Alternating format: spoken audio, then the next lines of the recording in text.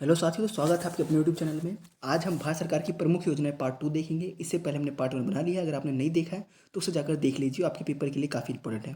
तो चलिए चलिए शुरू करते हैं आज के पार्ट 2 में पहले योजना से, जिसमें पहला योजना क्या है। पहला योजना है सेतु भारतम योजना। कौन सी योजना? सेतु भारतम योजना।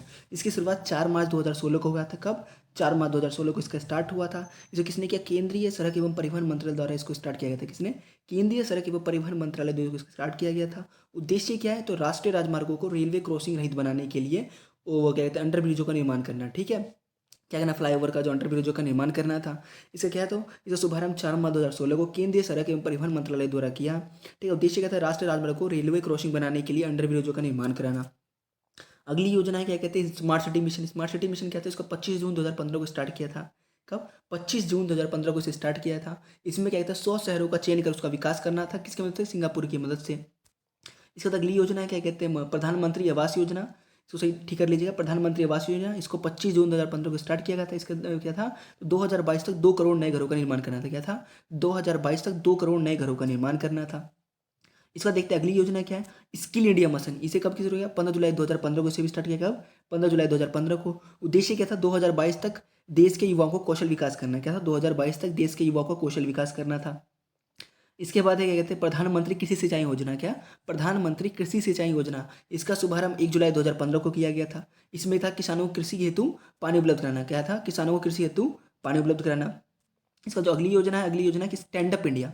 क्या है? Stand up India. इसमें क्या था? तो 5 अप्रैल 2016 को स्टार्ट किया था। कब? 5 अप्रैल 2016 को। इसमें उद्देश्य क्या था? तो अनुसूचित जाति, अनुसूचित जनजाति एवं महिलाओं उद्यमियों को नई कंपनियां स्थापित कर रहे हैं तो 10 लाख से लेकर 1 करोड़ तक का लोन देना था। क्या पढ़ा हमने? Stand up India. 5 अप्रैल 2016 को स्टार्ट किया गया था। इसमें अनुसूचित जाति, अनुसूचित जनजाति एवं महिला उद्यमियों को नई कंपनियां स्थापित करने के लिए 10 लाख से लेकर 1 करोड़ तक का लोन मुहैया कराया जाता था। इसका जो अगली योजना है, प्रधानमंत्री उज्ज्वला योजना। कौन सी योजना? प्रधानमंत्री उज्ज्वला योजना। इसका शुभारंभ 1 मई 2016 को किया गया। इसमें क्या था? जो बीपीएल परिवार को मुफ्त एलपीजी कनेक्शन देना था। जो बीपीएल कार्ड मतलब क्या है? जो बिलो पॉवर्टी लाइन के जो लोग हैं उनको क्या कहते हैं, मुफ्त क्या कहते हैं, एलपीजी कनेक्शन देना था। इसकी योजना के अंतर्गत क्या था? सरकार द्वारा बीपीएल परिवारों को, क्या कहते हैं, बीपीएल परिवारों को प्रति कनेक्शन 1600 रुपये की वित्तीय सहायता, 1600, एक ही मैं करता हूँ, 1600 रुपये की वित्तीय सहायता प्रदान करती थी। इसका जो अगली योजना है वो है वरिष्ठ पेंशन बीमा योजना। जैसे वरिष्ठ है, बड़े लोगों के लिए क्या है, इसमें 1 जनवरी 2017 को इसे भारतीय जीवन निगम यानी एलआईसी के साथ इसको स्टार्ट किया गया था। इसमें क्या था? 60 वर्ष से अधिक आयु के जो वरिष्ठ नागरिक है, ठीक है, उनको क्या है, उनको गारंटी कर 10% दो वर्ष के लिए, 10 वर्षों के लिए 8% जो उनको ब्याज मिलेगी। क्या मिलेगा? जो भी 60 वर्ष से अधिक आयु के वरिष्ठ नागरिकों को गारंटीकृत ब्याज दर 10 वर्षों के लिए 8% होगी। मतलब 10 वर्ष के लिए अगर वो किसी बैंक में पैसा रखते हैं तो उनको 8% का जो है उनको गारंटीकृत ब्याज मिलेगा। उसका जो अगली योजना है वो है दीनदयाल उपाध्याय स्पर्श योजना। कौन सी योजना? दीनदयाल उपाध्याय स्पर्श योजना। इसकी शुरुआत कब हुई? 3 नवंबर 2017 को। कब? 3 नवंबर 2017 को। इसमें स्पर्श का योजना क्या है? तो स्पर्श मतलब क्या है? Scholarship for promotion of aptitude and research in STEM as happy. ठीक है, मतलब ये जो टिकटॉक, डाक टिकटॉक के क्या कहते हैं, जो प्रमोशन करवाना था। इसका उद्देश्य क्या था? तो ये 6ठी से लेकर 9वीं क्लास के स्कूली बच्चों, क्या है, 6ठी से लेकर 9वीं क्लास के स्कूली बच्चों को डाक टिकट के संग्रह की रुचि बढ़ाने के उद्देश्य से आरंभ की गई थी। छात्रवृत्ति योजना। इसमें क्या, अधिकतम 40 छात्रों को 6,000 रुपये प्रतिवर्ष छात्रवृत्ति दी जाएगी। तो क्या देखा हमने? स्पर्श योजना। इसमें क्या था? उद्देश्य क्या था? ये 6ठी से लेकर 9वीं क्लास के स्कूली बच्चों में डाक टिकटों की रुचि बढ़ाने में। ठीक है, डाक टिकट जो संग्रह करते, इकट्ठा करते थे, जैसे पहले कार्टून में देखा है। ठीक है, इनको बढ़ाने के लिए क्या करते थे? छात्रवृत्ति योजना देते। अधिकतम 40 बच्चों को दिया जाएगा, जिसमें 6,000 रुपये प्रतिवर्ष उनको छात्रवृत्ति दी जाएगी। जो अगली योजना है, अगली योजना क्या कहते हैं, प्रधानमंत्री वय वंदना योजना। ये भी उसी पिछली योजना की तरह है। कौन सा योजना जो हमने पिछली पढ़ी थी, जो बड़ी को लिए पढ़ी थी हमने, वरिष्ठ पेंशन बीमा योजना, उसी के प्रकार ये भी योजना है। इसमें क्या है? तो इसमें भी क्या कहते हैं, 60 वर्ष से अधिक आयु के नागरिकों को मासिक पेंशन विकल्प चुनने पर 10 वर्ष हेतु 8% की दर से क्या कहते हैं, गारंटी शुदा रिटर्न मिलेगा। इसके बाद प्रधानमंत्री सहज बिजली हर घर योजना। क्या? जिसमें देखा ही हमने, बिजली हर घर योजना। इसको कहते हैं 25 सितंबर 2017 को विद्युत मंत्रालय द्वारा चालू किया था। बिजली का तो विद्युत मंत्रालय चालू करेगा। इसमें क्या था? देश के सभी घरों को विद्युतीकरण सुनिश्चित करना। देश में जितने भी घर हैं सबको कहते हैं बिजली मुहैया कराना, इसका उद्देश्य था। आते अगली योजना में क्या है? प्रधानमंत्री किसान सम्मान निधि योजना। क्या है? प्रधानमंत्री किसान सम्मान निधि योजना। इसमें क्या शुभारंभ था? 24 फरवरी 2019 को प्रधानमंत्री मोदी द्वारा किया गया था।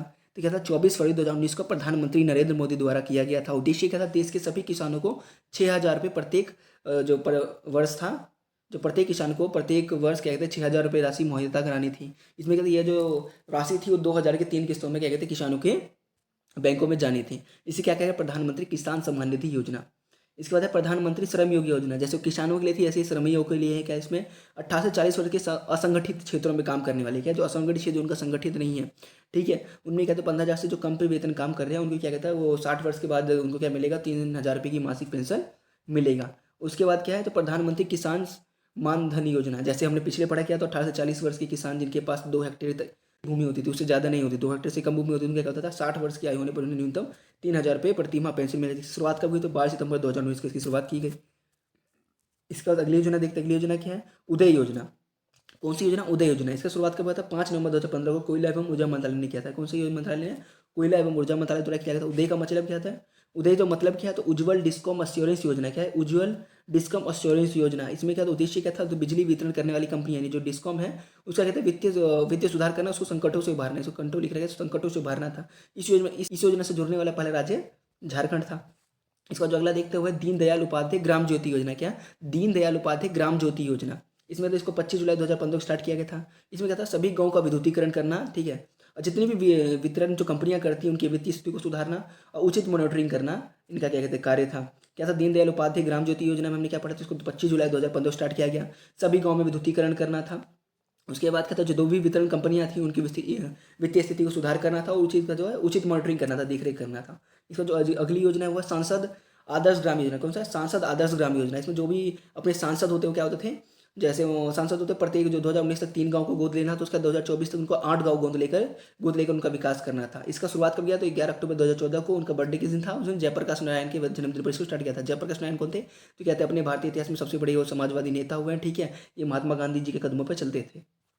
इसके बाद अमृत योजना है। अमृत योजना क्या है तो इसे 24 जून 2015 को स्टार्ट किया था। कब 24 जून 2015 को स्टार्ट किया गया था। इसमें क्या था तो इस योजना के अंतर्गत 100 स्मार्ट सिटी बनाने, 500 शहरों के आधारभूत सुविधाओं का विकास करने और 2022 तक शहरी इलाकों में सभी के लिए घर का निर्माण करना था इस योजना के तहत, ठीक है। तो अब एक बार जो हमने पढ़ा है उसको रिपीट कर लेते हैं। सबसे पहले हमने पढ़ा अमृत योजना। अमृत योजना क्या है तो इसमें क्या है तो अमृत योजना के तहत 2015 को स्टार्ट किया गया था। इसके तहत क्या था 100 स्मार्ट सिटी बनाने थे जिसमें 500 शहरों में आधारभूत सुविधाओं का विकास करना था। 2022 तक क्या था शहरी इलाकों में जितने भी लोग रह रहे हैं उनके लिए घर बनाना था। जो हमने पहले पढ़ा वो क्या था सांसद आदर्श ग्राम में जो भी सांसद होता था इसको क्या था 2019 तक 3 गाँव और 2024 तक 8 गाँव को लेकर उसका विकास करेगा।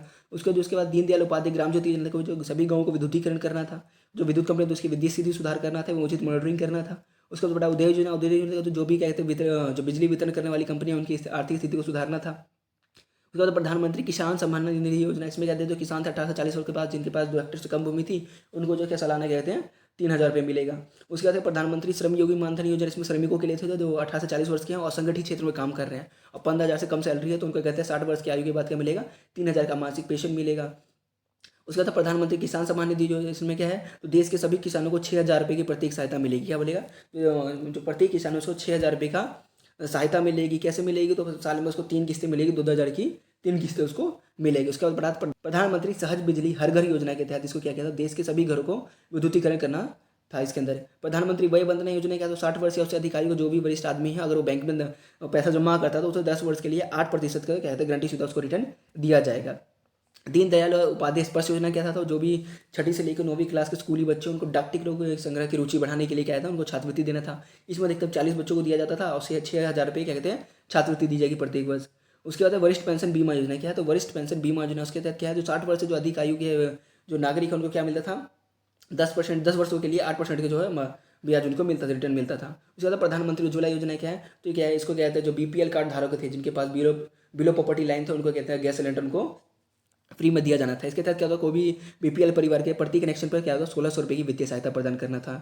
उसका देखा हमने स्टैंड अप इंडिया में क्या था तो अनुसूचित जाति अनुसूचित जनजाति एवं महिला उद्यमियों को नई कंपनियां स्थापित करने हेतु क्या 10 लाख से लेके 1 करोड़ तक का लोन दिया जाता था।